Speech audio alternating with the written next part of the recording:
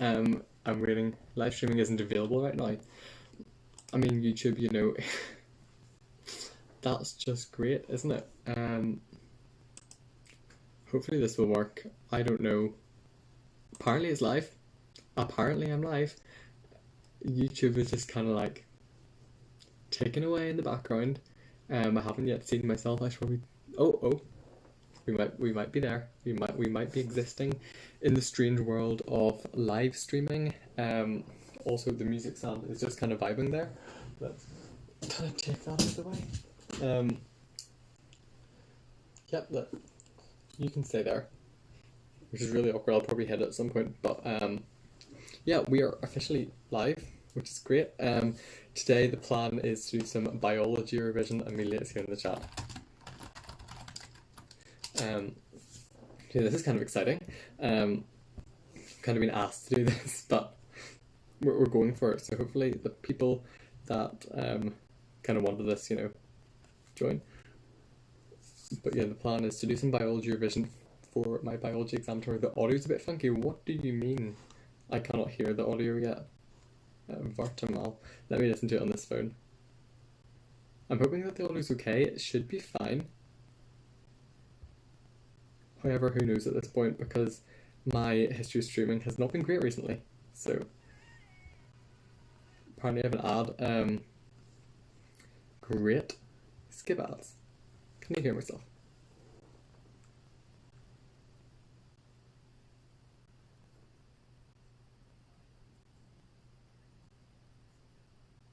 Just bringing up a little. I feel like this is the best we can physically do.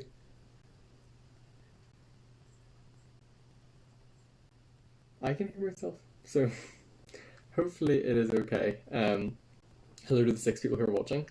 A-level biology, you know, it's a thing. I'm going to put up a thing on my Instagram to be like, we are currently live. If you're here, say hi.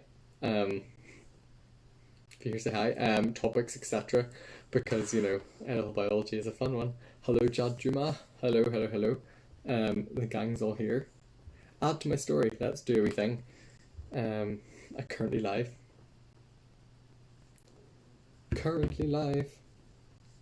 Yeah, I'm trying to do it through my phone rather than through the computer today, which is a bit different. Currently live doing biology. Link in bio. Exclamation mark. Right, I'll post that to my Instagram. Hopefully some more people will appear. Yeah, A-level biology, so basically I have an exam tomorrow. And the plan is to get through the topics that are on it in an hour. I have an hour. So we're going to see what happens. If you are here, and if you're here to do biology, then hi. If you're here, you're not to do biology and just to see me, aloha, I'm here. So yeah, that is really the plan. I am exhausted. I had an exam today. I had further maths paper 2, and it was okay, like survivable, which I'm so happy about because it could have gone really badly wrong, but it didn't. So still good. And I've got my absolute final exam for the mock season tomorrow. So like, we are excited. Excited to just finish really, and then have a proper Christmas. Anyone else doing? Does anyone else have mocks at the minute? I mean, that's like literally. Does anyone have mocks? Because mine been going on for 2 weeks now.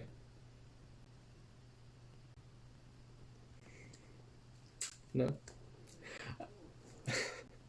We'll just vibe here until someone arrives.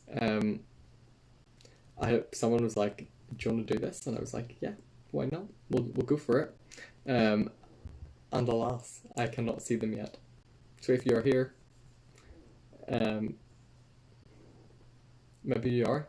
Hello, biology. Because I don't really want to start into it if people aren't here to watch. You know what I mean? However, let me see the stream. I'm just checking the stream is actually working on my other phone here. Right. Do we have? Yeah. Okay. Great. Also, I put out a video today, which is my exam vlog from last week's exams. We will be making another one for this week's exams. It's in the process of being made.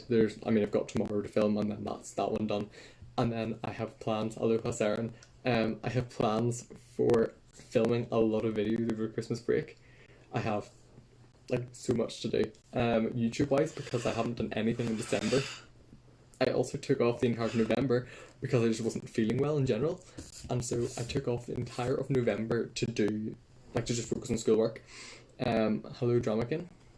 And so because I took off the entire of December, or November and December, I have pretty much no videos that are scheduled for the rest of the year and next year, so that's a bit of a problem. Right, hold on.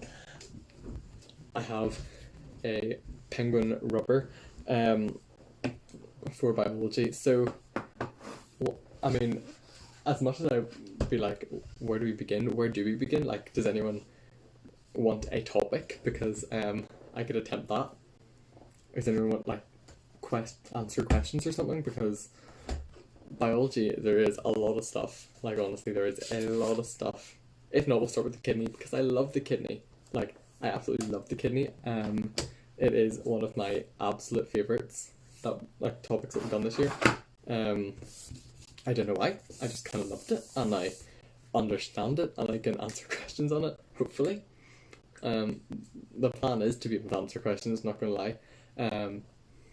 But yeah, apparently we have 8 viewers, so hello to all 8 of you. And then, nervous system, eye and muscle. Okay, we'll go for nervous system then, which I do not like as much because the nervous system is hard, and everyone knows the nervous system is hard, but we'll go for muscle first, because I understand muscle. So if I draw out your simple muscle, which is going to be, you're not going to be able to see this while I draw it, but I'll hold it up. For drawing a muscle, I always draw the sarcomere first, which is going to be, you have your 2 eye bands at each end, or the 2 Z lines, and then out of that I draw the limey bits in the middle like that. Then that's the actin, and then the myosin in the middle I always do in red, and then have that coming in like that. And so the way I remember it is Z-I-A-H-M, and it goes from Z to Z. So Z is the first line, Z line, I band, A, which is that bit overlap, Z-I-A, M is the bit in here, the middle, and then H is on either side of that, so it's that little tiny small bit. So it's Z-I-A-H-M, which I don't know why I can remember that.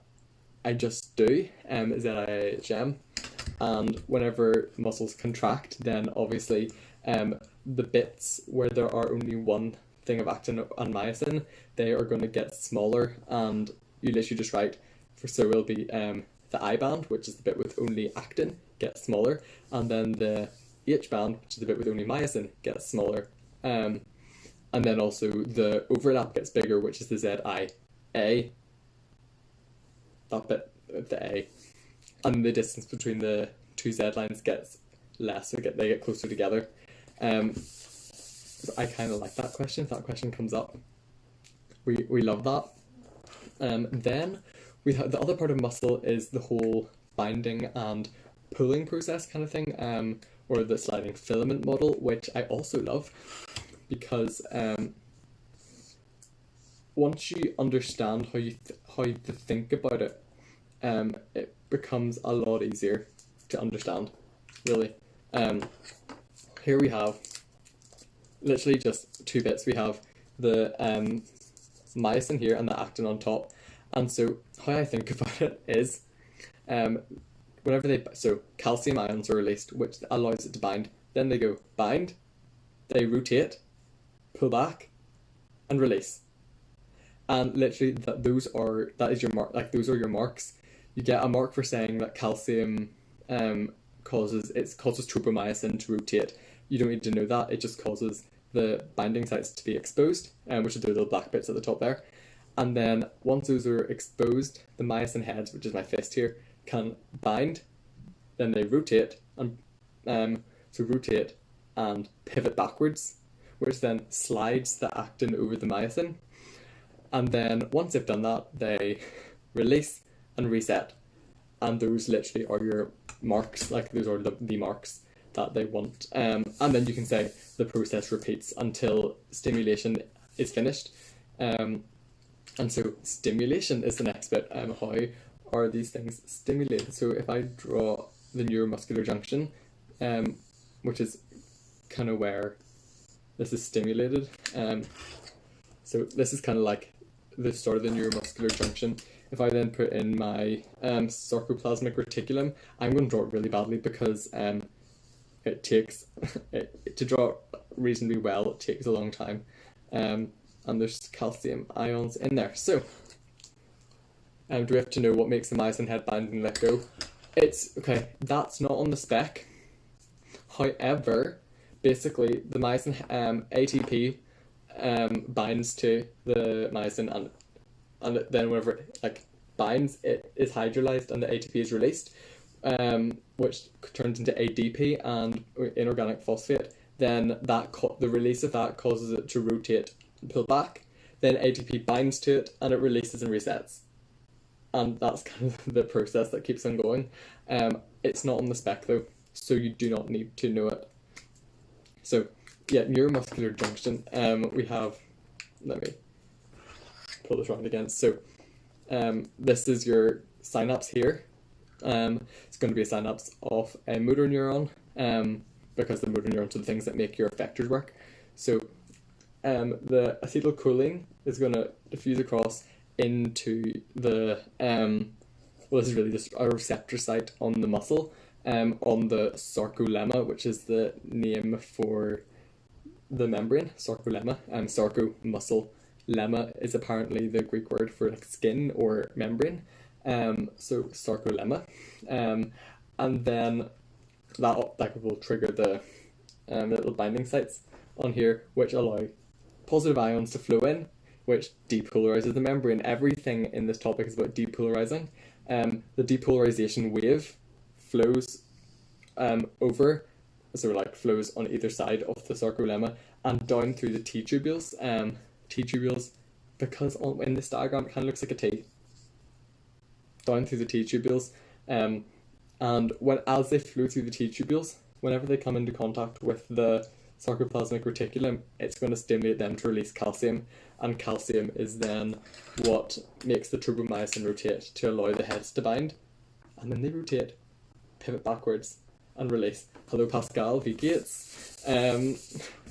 Wirst du auch ein bisschen Biologie lernen, ne? So yeah, that is pretty much all of muscle actually. They can't really ask you much more about muscle except to label it, or to they give you a label diagram. And it's usually something like loads of random lines, and you just kind of have to go, the dense bit is this, which it'll be the the myosin, and then the less dense bit or the lighter bit is the actin.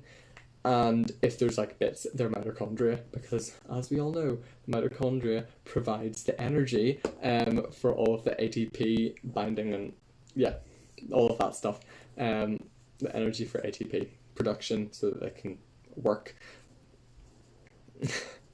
So yeah, that is pretty much everything they can ask you about muscle. They may relate muscle into the nervous system, as in with action potentials.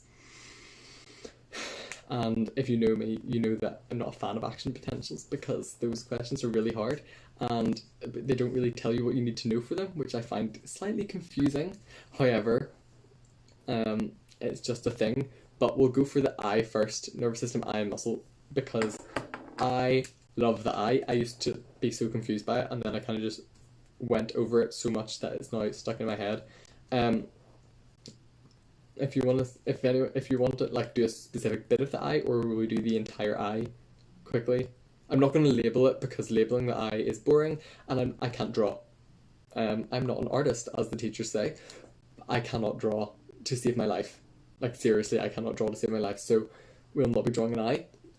But we can do accommodation and then allowing light in and out of the eye, because those are two main things before the real thing that we're being tested on A level, which is more of the which is more of how light is detected. So accommodation is basically getting the, Pascal remembers Endoplasmic Reticulum. So accommodation is basically getting rays of light into the fovea. And for this, and rods and cones, rods and cones will come next because we love rods and cones. So, accommodation. The way I think about accommodation is I think of it in terms of one thing, and I always go accommodation near objects. If the object is near, it's the easy one. If the object is near, then we're going to say that the ciliary body contracts, C for ciliary, C for contract. The, what do you call those suspensory ligaments? They are slack, S for suspensory ligaments, S for slack. And so the eye becomes fatter to make the rays that are going like this go back like that. So if we draw that in a diagram, I'll draw my wee person, which is going to be right beside the eye. There's going to be a fat lens with suspensory ligaments, and then the ciliary body. Rays diverging, they get refracted by the cornea, and then they get refracted by the lens onto the fovea. So near object, going like that, and it's going to be ciliary body contracts, suspensory ligaments are slack. I'm hoping you can see this right way around.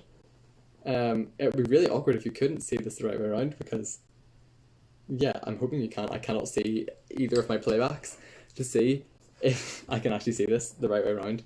But near objects, ciliary body contracts, suspensory ligaments are slack, and then if you're doing a far object, it's just the other way around. So it's going to be suspensory ligaments, they go taut because the ciliary body has relaxed, or it's gone back to its resting position, and so the lens is going to be pulled thin. Oh, hi Kim Hanratty. I applied for medicinal chemistry in Queen's, and then also chemistry maths and medicinal chemistry again, which is literally like what I really want to do. Esther Lauder is revising for her physics exam. I hate physics. Go you. Because I can't. So accommodation. If you learn one way, the other is literally the reverse. Then for the, what's the other one? Allowing light into the eye. I don't know what the official term is for it. Just letting in different light intensities. If it's bright, you don't want your eyes to be fried.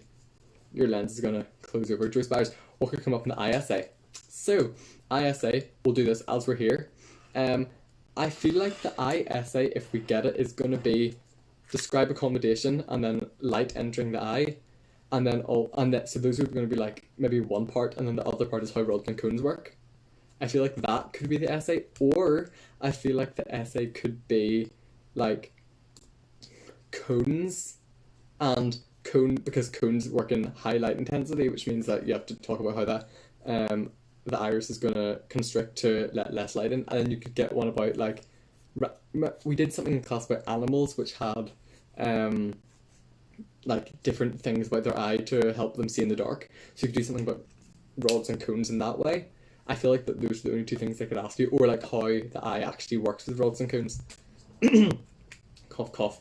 So I'll do the light thing now. So light, I always go to bright light because bright light is the easy one. So near objects, bright light.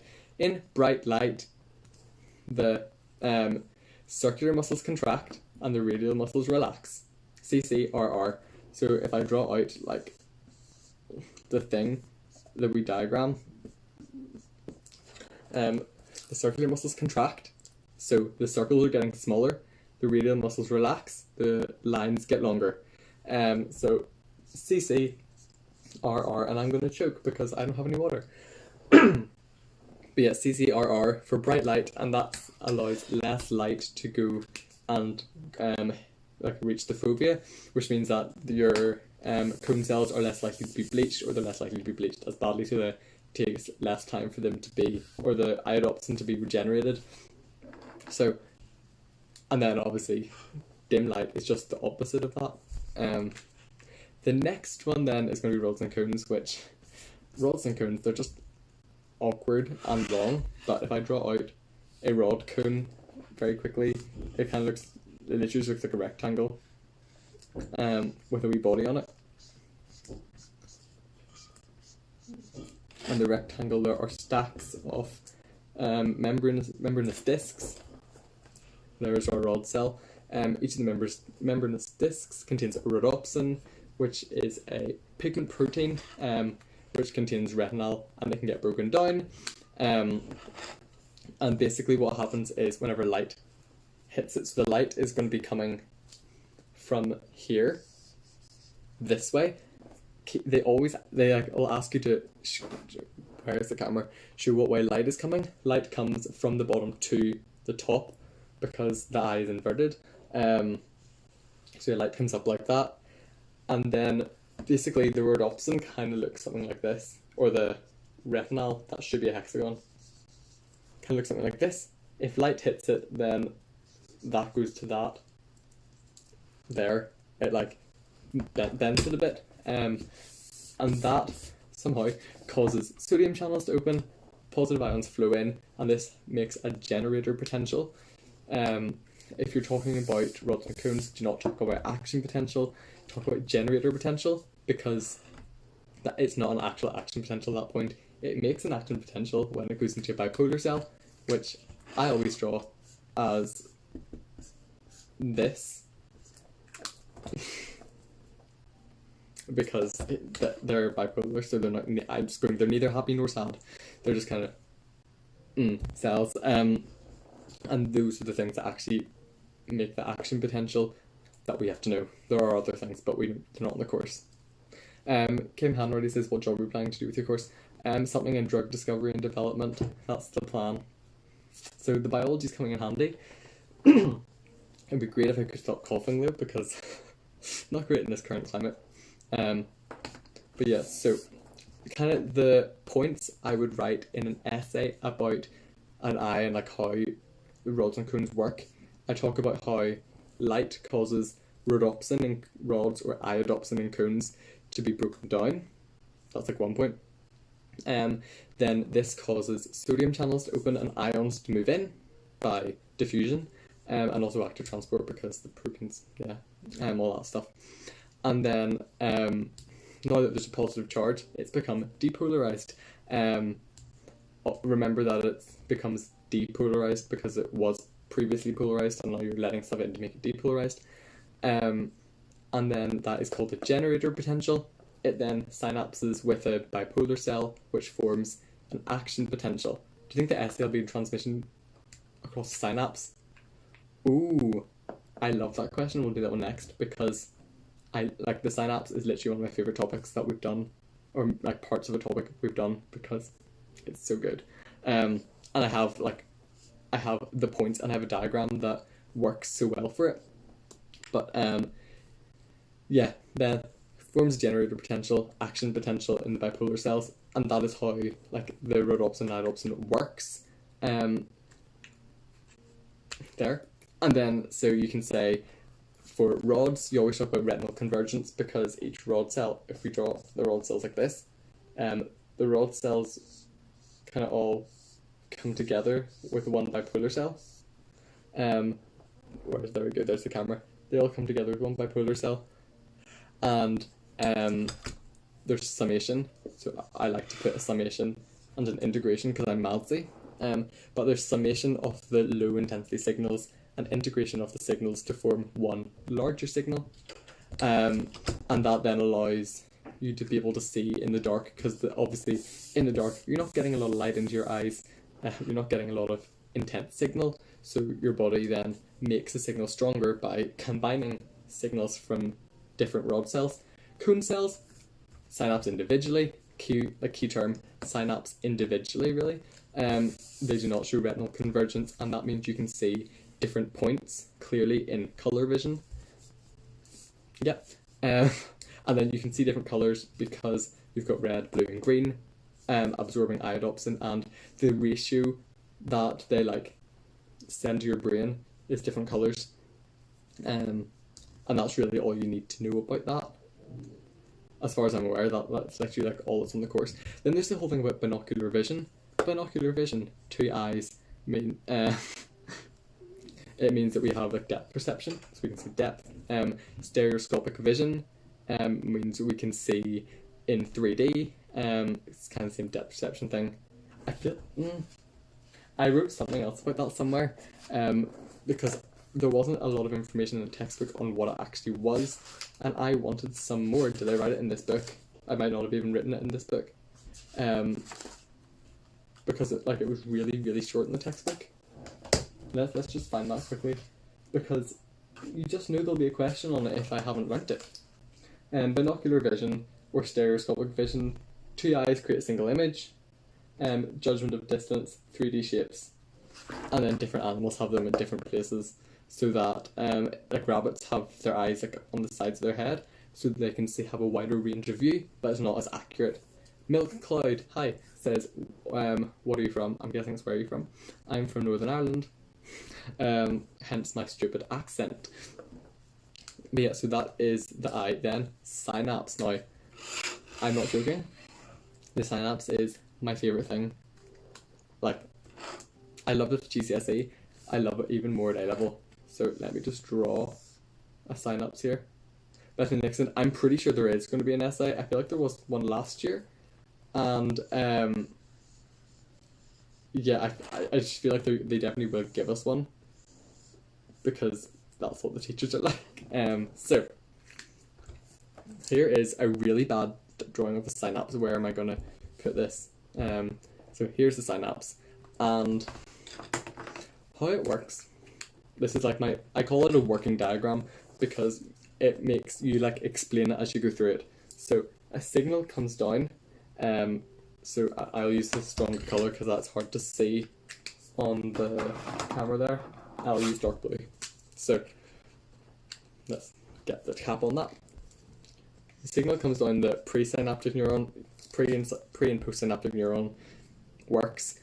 Signal comes down here, and as the signal comes down, there are sodium channels. The signal causes, or not even sodium, it's calcium this time. Calcium 2+. So you can kind of see the calcium there. The calcium flows in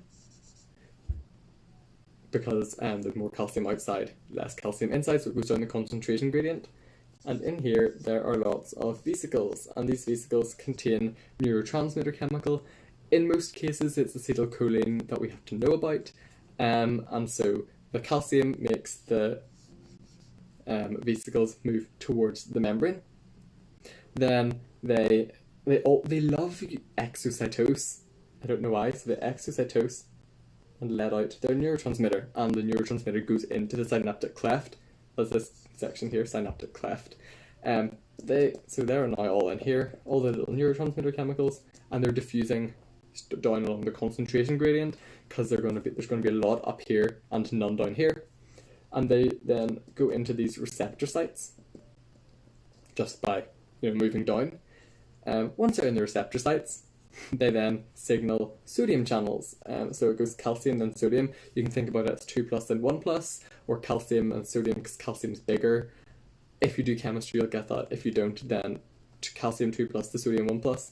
The sodium goes in here, and whenever the sodium flows in down its concentration gradient, the membrane becomes depolarized, like it did in the eye, because sodium came in. So positive ions, sodium, you can say either, and that flows in. And basically, when enough sodium flows in, then there's an action potential that is propagated and sent down the postsynaptic neuron, postsynaptic cell, whatever you want to say. Something with postsynaptic in it should get you the mark. And then all the acetylcholine, or the neurotransmitter chemical, which is down in these receptors, gets broken up by insert name of chemical is. In the case of acetylcholine, it's acetylcholine esterase, because there's an ester bond that has to be broken. And then it diffuses back up to here, and then it gets resynthesized using energy from mitochondria. And so that is like my working diagram. I have it written out. If you want to message me and ask me for the working diagram, then I'll send it to you. But that is like how the synapses work, and I absolutely love that. Like, see if that comes up as an essay, I will be so happy. Do you know what I won't be happy if it comes up as an essay? That nerve propagation, because nerve propagation is confusing, because the real way it works is not the way you learn about it working. Like, the way it actually works is to do with ions flowing in, gated channels opening and closing. However, that's not what we need to know for our exam, because that's like how it actually works, but not how they want us to learn it. So I will draw like the diagram that helps me learn it. Hello, Olympic Song Contest. He is here. He does biology. He should know. So here is our classic axon, and we have our areas of polarization, which is the positive on the outside.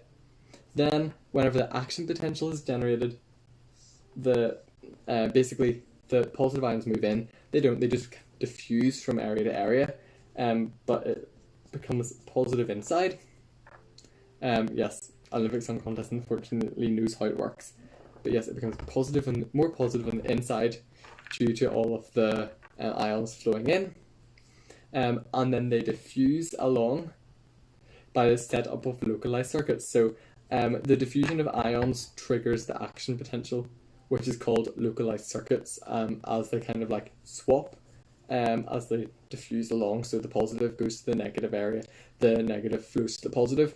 However, the region behind is so negative that it doesn't, it then just goes back up to normal. So if I'm writing an essay on nerve propagation, then you want to say that the signal is propagated due to setup of localized circuits, diffusion of ions from areas of polarization to depolarization, or depolarization to polarization. And each region of the axon stimulates the next region of the axon, and so the impulse is propagated. If you then get saltatory conduction, you then get to do the thing where we say the only places where there are ion channels or the ions can move from are the nodes of Ranvier Ranvier. And so the node seems to hop from node to node, or jump from node to node, and that is where the localized circuits are set up from node to node much faster, because it's insulated by the myelin sheath or the Schwann cells.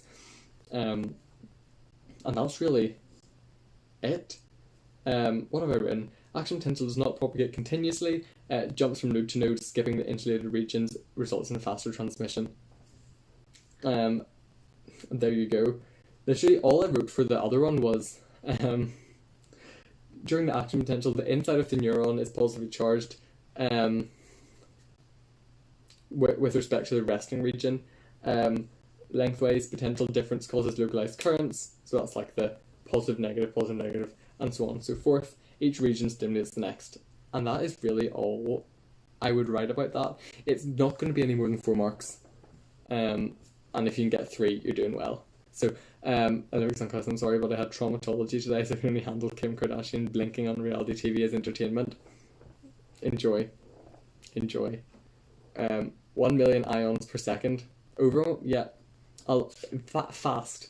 It do be fast.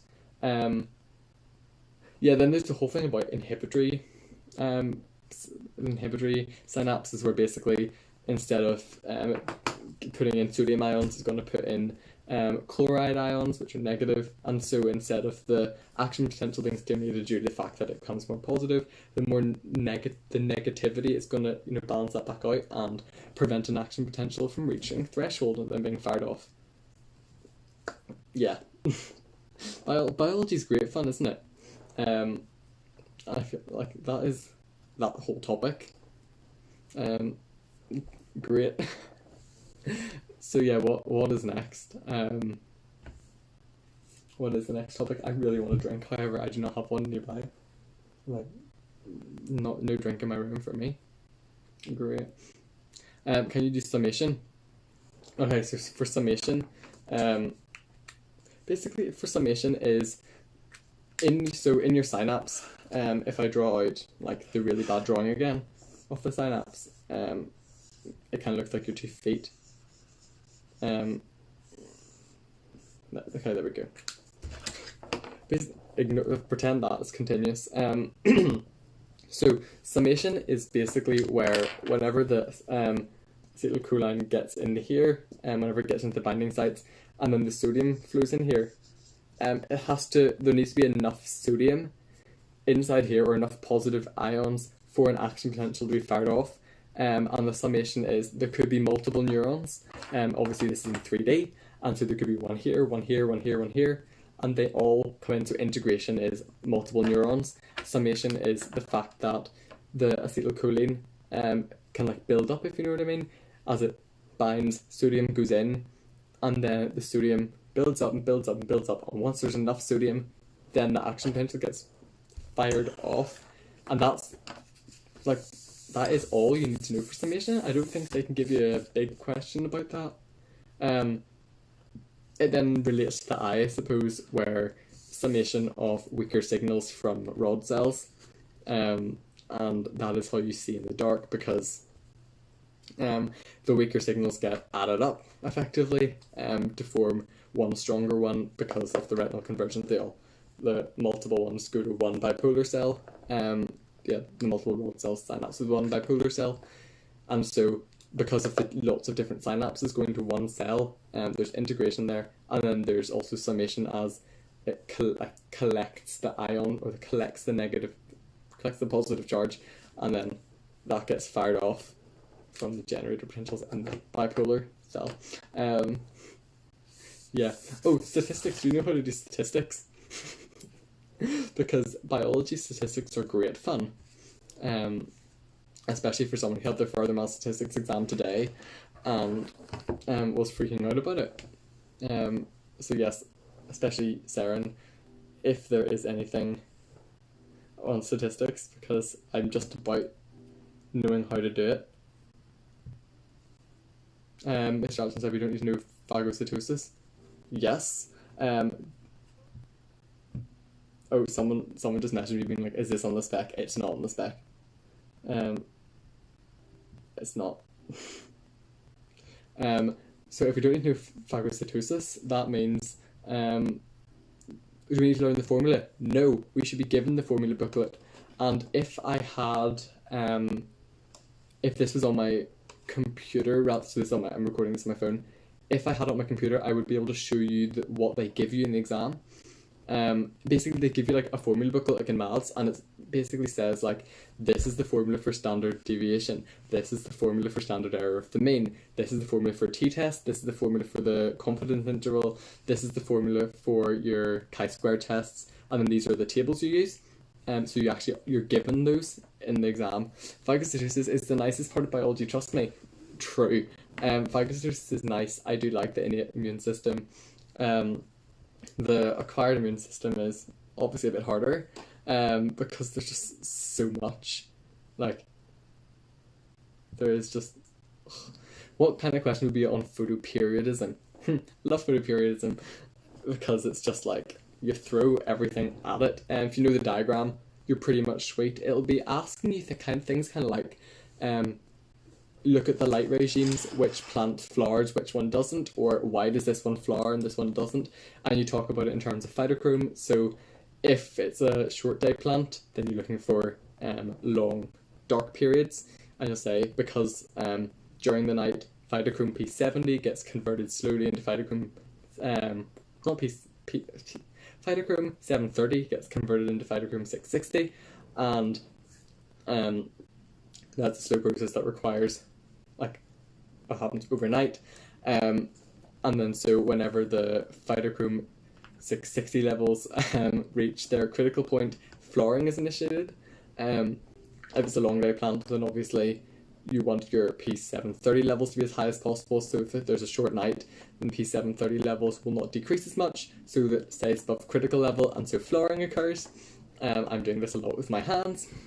Then you could be asked something like, why does this one not flower? And it'll be because there's like been a flash of light in the night, and so during the flash of light, P660 gets immediately, so rapidly converted to P730, and because of that, then it doesn't decrease enough in the rest of the night to form P660 enough to flower, really. That's that. And that's pretty much all you could be asked about photoperiodism. It's usually just interpreting those wee diagrams, or it'll say something like, it doesn't flower here, why does it not flower here? Or you might get like something in the real world where it's like, it's summer, so there's going to be more light. Will it flower excuse me, while I die. While my throat really just isn't behaving itself today, is it? Let's just hope it's not, yeah. That is photoperiodism. I might go for a coughing fit. This proves it was good that I did not choose biology in student class. Don't think you would have enjoyed it. I loved it. I love biology, it's just really confusing. She gives far too much detail. So my friends are being like, how much detail do we need to know for this? Corona, no.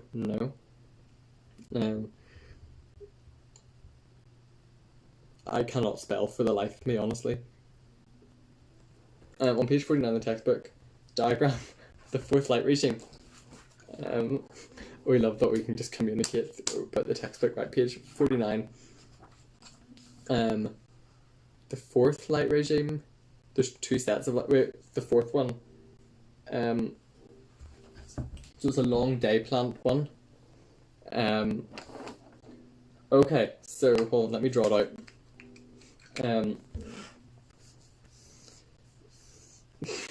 Drawing out light regimes be like. So if it's a long day plant, that means that it wants a lot of light. So here's like my really rough diagram. Long day plant means it wants light, and light turns P660 into P730. And so the long day plant wants a lot of P730 to be able to flower, so it basically wants overcritical levels of P730. So in this section here, this first bit here, you could call that a P730 section, because in the light, a lot of light is being converted, a lot of the phytochrome is being converted to P730. In this short period of darkness, P730 levels will decrease, but slowly, because it is literally just dark light, like it's not far red light, it's just darkness. So it'll start to be converted back to P660. So if we draw a wee graph, we have 730 here, and then it starts to be converted slowly. However, as soon as it gets back to this zone, it's going to go up again, and then when it gets to this zone, it's going to go down slowly again.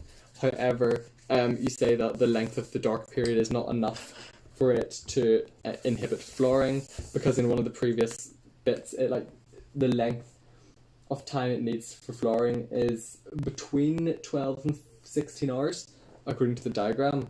So basically, after all the light goes back up again, there's not enough time for it to go down, or for the phytochrome levels of P730 to decrease before it stops flowering, if that makes sense.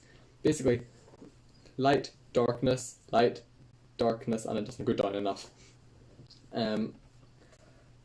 For the short day plants, the ones that need a lot of darkness, they like uninterrupted darkness. If it's interrupted, then they're not going to flower. And that is usually the case. However, I've seen questions where it's interrupted with far red light. Far red light is like the opposite of bright light. So it converts P730 to P660 instantly, rapidly. And so then the short day ones will flower because it's being instantly brought back, which are sometimes nice questions to be asked. I think if one of those questions come up, it'll be maybe about 6 marks in total, and you might have to explain a couple of light regimes.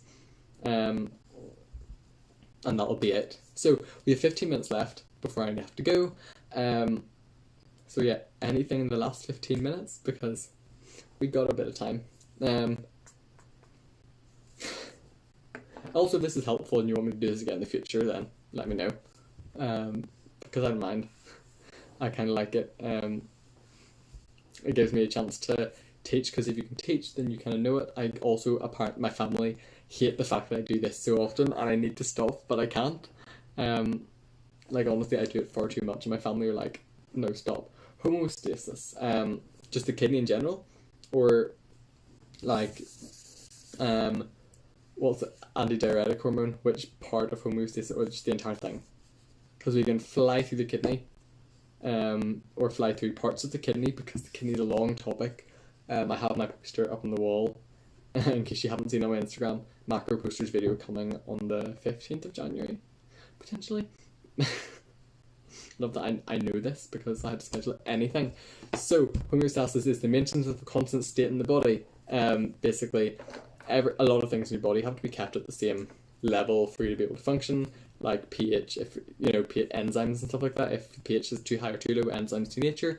If your body temperature is too high or too low, enzymes will denature. Your water levels need to be kept pretty much constant, because then your reactions can happen, nothing will be too dilute, oxygen can be carried through blood at the normal rate and not the normal levels. So that is what it is and why it has to happen. So then we look at water, and the ADH thing, I think, is once you've got your head around it, it's very easy, but you have to get your head around it. So if I draw a wee diagram here, the mic is crackling exactly the same way in our Zoom call last time. Oh no, and this is my phone as well. It should not be doing this. I hope it's okay. Unless it's literally just my voice, because my voice is kind of going. So I'm drawing a diagram about homeostasis and ADH. Like, it's really bad. Like, when I say it's a really bad diagram, it's really bad. But so these are osmoreceptors in the brain, and they are constantly monitoring blood concentration, like how much water's in it, how much is water, how much is red blood cells. And if they go, oh no, there's less water, we're going to have to do something about this, they're going to stimulate the, so these are in the hypothalamus, they're going to stimulate the pituitary gland to release antidiuretic hormone, ADH. It flows through the blood into the kidney. So that's the start. We can easily understand. Good. So that's the start. Then, the phrase I like to put in is ADH takes effect on the, and then say just collecting duct, where it causes it to become more permeable to water, and so more water can be reabsorbed. And that is then how the water is then reabsorbed into blood. Concentration goes back up. This is an example of negative feedback, slight deviation. So negative feedback, the definition that I like to use is any deviation to the set point causes a process to take place in the body that reverts back to the original, or reverts back to the set point. So for example, that is ADH kicking in. So more or less will be produced depending on how concentrated your blood is. The more concentrated, the more ADH is produced to then allow water to be reabsorbed back in. Once it's reabsorbed back in, then it'll go, your blood will go, your osmoreceptors will go, oh look, the blood has more water in it. We actually don't want this much water, so we're going to release less ADH. Then it becomes less permeable and a higher amount of urine is produced. The reason it all can come out of the collecting duct is because in the loop of Henle, they're basically getting all the sodium out of there, so that it becomes so concentrated that the osmotic gradient, so that's really salty, in the kidney, and then all the water goes boom out as soon as it has a chance in the collecting duct, whenever it's permeable because of ADH, and so it just flows out because it is so salty or so concentrated, or the solute potential is extremely low, because solute potential is negative.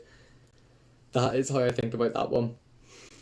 And it's just kind of, you have to get the keywords in, so it's like osmoreceptors in the hypothalamus detect blood concentration. If blood concentration is too high, so it's too concentrated, too much blood, not enough water, ADH is released from the pituitary gland, flows through the blood, or it enters the kidney through the renal artery, and then takes effect on the collecting duct. Then whenever it takes effect in the collecting duct, it causes aquaporins to open, or it causes it to become more permeable to water. Water flows, or water moves by osmosis out, and so a more concentrated urine is produced. And they like to talk about both sides. I seriously need a drink at this point. I do. I don't know if this is going to work or not. I have my coffee machine, which the water's really old in, but it might actually work as a very quick drink dispensing thing. So you may hear like in a couple of seconds once that turns on because my throat is sore. But yeah, anything else for biology? Anything else in homeostasis to do while I'm waiting, while I fill up my cup with, it does have a tea bag in it. It's a herbal tea bag, but there's no water, sadly. We love biology. This is what A levels are really like.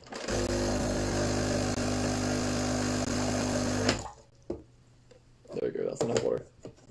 There you go. Call on coffee machine, please. Function. Okay, I can now actually talk again. That was better. Yeah. What next? Like, we have 10 minutes. We can just talk about stuff. Quick run over immunity. Saren, why? I hate him.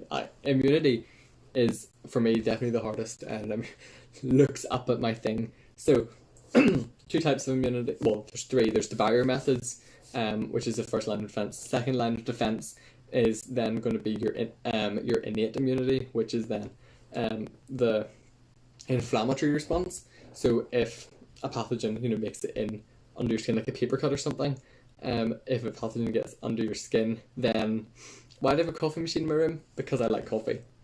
So yeah, if a pathogen gets into your skin, then it is detected.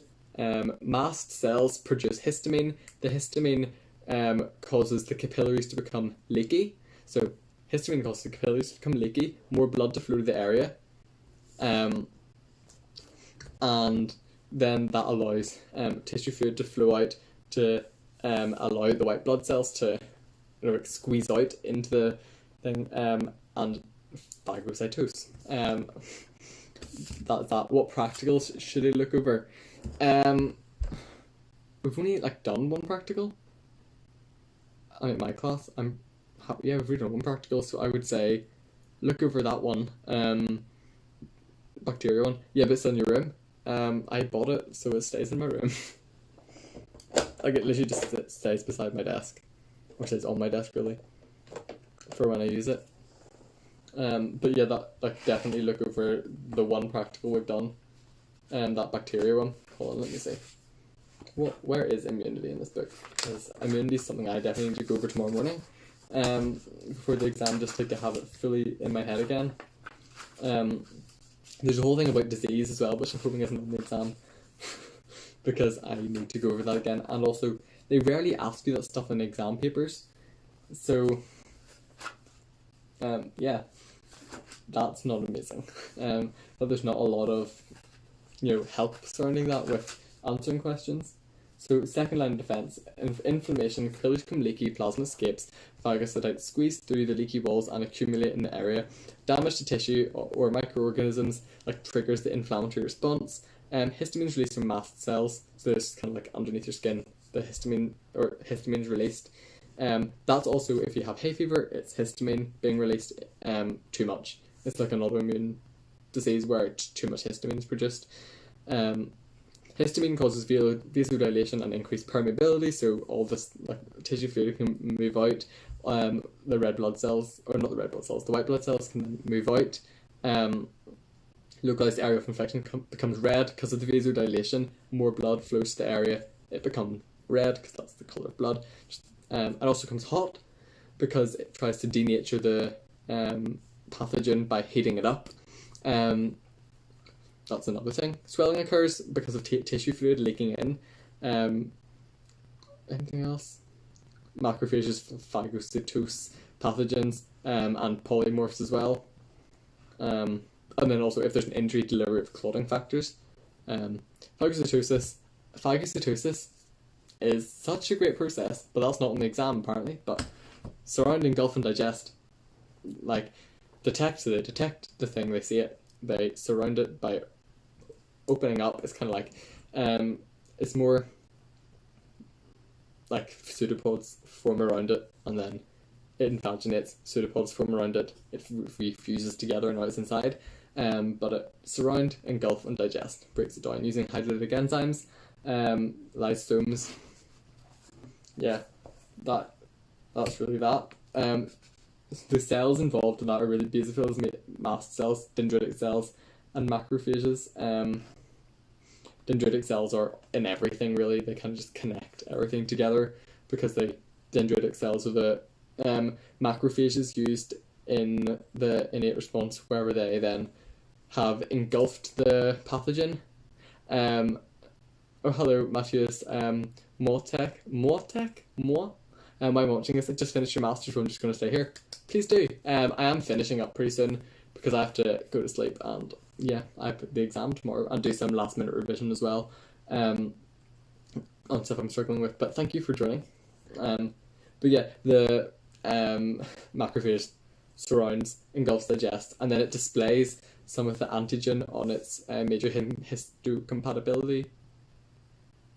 Or what's it called? MHC2 protein major histocompatibility complex. It like displays the antigen there, and then that then triggers T cells and B cells, the naive ones, to divide by mitosis to form the sort of T cells. You're going to form TC, TS, TH, and TC, cyto, TH, T helper, T suppressor. What's the other one? I'm forgetting one. Wait, T memory. I always forget about T memory. No one talks about T memory enough. And then if they come into contact with a B cell, then it's going to proliferate to form plasma cells and memory cells. Memory cells are produced only if it's in the presence of cytokines, which are produced by helper T cells. Just a thing that might come up in a question. Like the cytokines really just amp up everything from the T helper cells. And so whenever both T and B systems are active, then the whole thing is really just going. There's the whole thing about clonal selection, where if a B cell becomes activated, then it divides by mitosis to form the same type of plasma cells and memory cells. And then if a different B cell was to become activated, it would divide by mitosis to form the same type. And that is why you get so many plasma cells which release the antibodies, and then the memory cells. Secondary immune response uses these memory cells to produce a lot more plasma cells and memory cells. You could describe it as being immense and rapid, or massive and rapid for the secondary immune response, because some of those cells are already in the blood, and so the response is so much faster. T cells work by releasing, they release like hydrolytic enzymes, kind of perforins. They make perforations or holes in the membrane of the pathogens, which then cause them to lyse, and then are destroyed. Yeah, cytotoxic T, that's their role. And I feel like, apart from the small details, I'm looking at my poster, there's obviously been the stuff about antibiotics, which is from GCSE. Vaccination, monoclonal antibodies is an interesting bit just to kind of look over before the exam.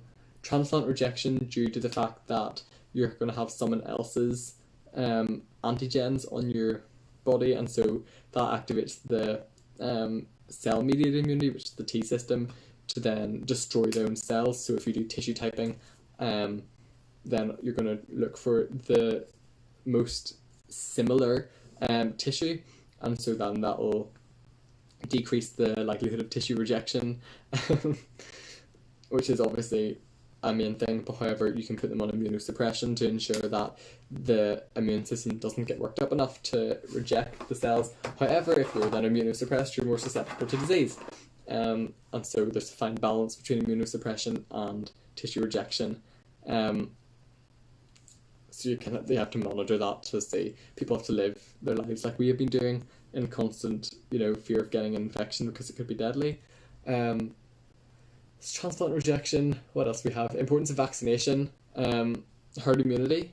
So the more people you vaccinate, the less chance that there is of spreading, because a person who has the disease is less likely to pass it to someone who hasn't been vaccinated. So if you've been vaccinated, you're technically immune.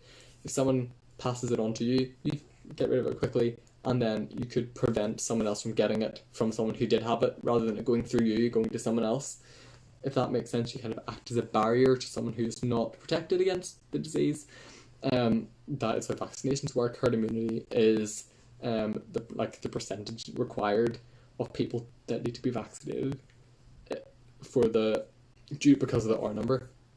So I think it's like 1 minus 1 over R number is the formula for herd immunity. You don't need to know it, but that's just the formula. What else do we have? Oh, we have the types of immunity, which I just say learn them off. Antibodies made from protein, tertiary structure. Oh, someone subscribed. I got a wee notification-y thing. I cannot see your name. It appeared on my phone, and I was like, wow. So thank you for subscribing, whoever subscribed. Event list. Apparently that wasn't an event. I would call that an event. Where did that thing go? Chat? Is it there? No, it's not. Also, Nino, okay, hi. Now I'm not seeing this thing, however, I know someone subscribed, so thank you very much. Really appreciate that. This channel is growing slowly but surely, and I'm so happy about that because a lot of work does go into it, and I love doing it. So more people who support, the more videos there'll be, the more revision stuff there'll be, the more Eurovision stuff there'll be. And yeah, we're growing together. But it is now half. I said when I started this that I was only going to be going for an hour, because there's still some stuff I need to do. But thank you so much for watching. If you're here with your biology exam tomorrow like me, hope it goes well. Do some last minute revision like I'm going to be doing, and yeah, good luck. If you're here for the crack, thank you for joining. If you're here because you have biology soon, all the best. If you're here just because you're here, thank you so much, really appreciate it. Thanks, Aaron, for giving me the idea. I literally wasn't going to do this, but I feel like it's helped me to understand some things better. It's helped you to learn some things, hopefully. And good luck in the exams. Good luck as we all struggle through our mocks as we try and get our A levels in this awful year for education. But thank you all for watching, and I guess I'll see you in the next video, which will be Wednesday. It's Eurovision reaction, and then Friday is another revision technique. Sadly, my exams will be over, so if you're in my school, then the revision technique's really not going to help. However, if in general for A levels and everything else, then enjoy. Matches Motek. I'm really hoping I'm saying your last name right. Motek. It was you. You made such an entrance, obvious. Like literally on my screen, I got a wee thing being like, someone has subscribed, and I was like, thank you very much. But yeah, no, thank you so much. But yeah, that's all we have time for. Thank you all for watching, and I will see you all in the next video. Bye.